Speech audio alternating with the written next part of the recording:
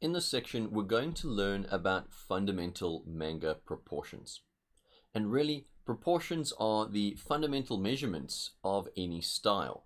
So when you're looking at manga style, comic style, or Disney style, animated types of styles, you'll notice that there are certain stylistic trends, and those trends are usually underpinned by fundamental measurements, which we're going to learn about in this section. The important thing to remember is that you really want to memorize this stuff.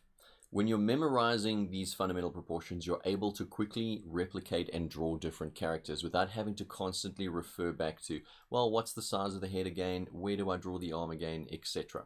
So really focus on memorizing the proportions, and of course, go through this section as many times as you need to do that.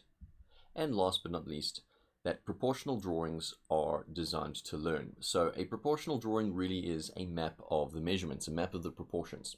So these are not meant to be pretty drawings. Your exercises shouldn't look beautiful, they should just look right. So when you are doing your assignments in this section, make sure that you draw them in such a way that the measurements are correct, but don't worry too much about their visual appeal. They are just really maps and guides on the actual measurements themselves.